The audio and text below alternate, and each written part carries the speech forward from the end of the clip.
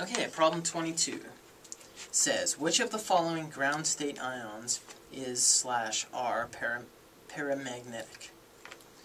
And the 5 ions are, I'll write them down here, Fe2+,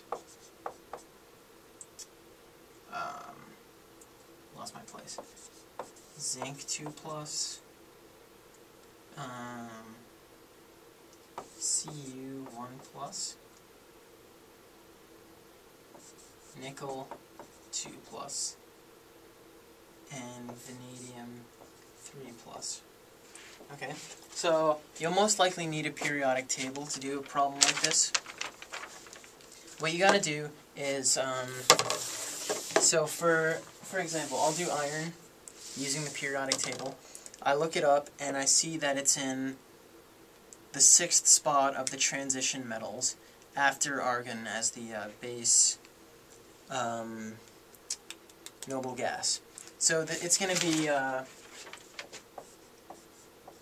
argon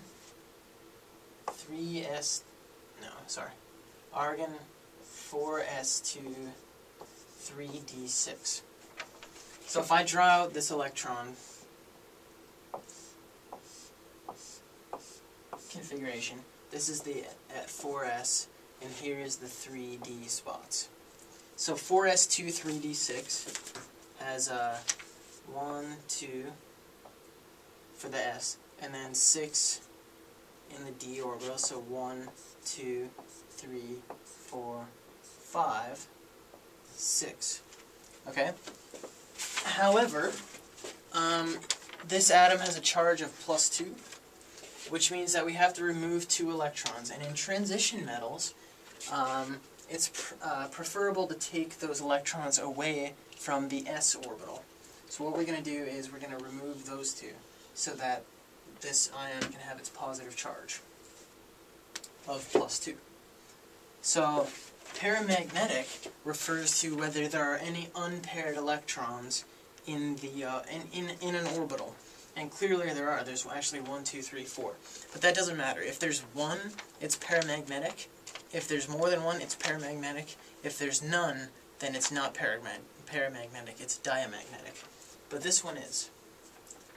Okay, so the next one, zinc, look it up in the periodic table. You see it's in the 10th spot of the transition metals. So it's going to be argon, 4s2 3d10. So here's the first spot, and here's the second 5. I'll fill in the 2 electrons, 1, 2, for the s orbital, and then the 10 for the d orbital is 1, 2, 3, 4, 5, 6, 7, 8, 9, 10. Actually, what I should have done was fill them in this order.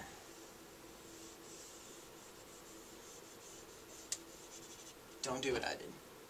1, 2, 3, 4, 5, 6, 7, 8, 9, 10. Okay? So we have to remove 2 electrons because it has a +2 charge. So we're going to take them out of the s orbital once again. So is this paramagnetic or diamagnetic?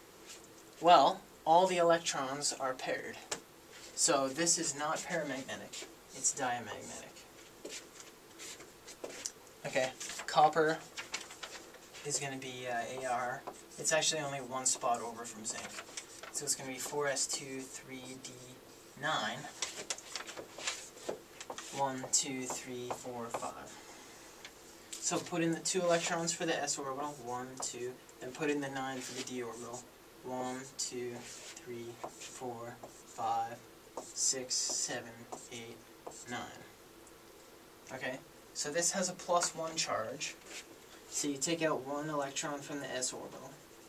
And now, what this atom is going to do is, because it can be so much more stable if it transfers this electron from the s orbital to the d orbital, it's going to do just that. It's going to move this one to here.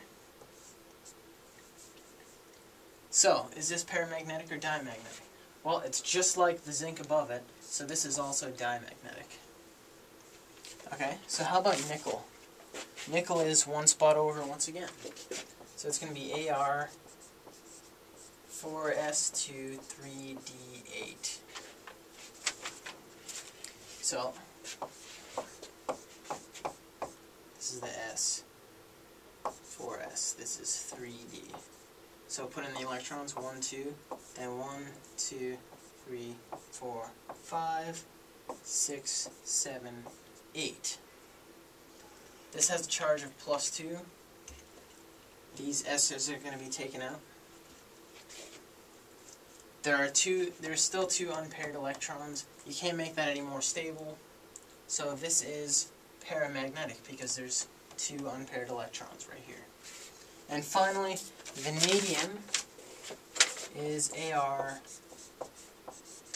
4S2 3D3.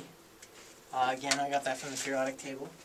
So here's S, 1, 2, 3, 4, 5. 2 for the S, and 1, 2, 3 for the D. And yeah. This has 3 unpaired electrons, so this is also going to be paramagnetic. So, Fe, nickel, and vanadium are paramagnetic.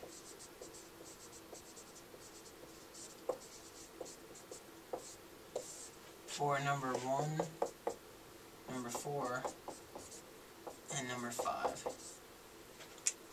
And that corresponds to answer choice 2 on your test.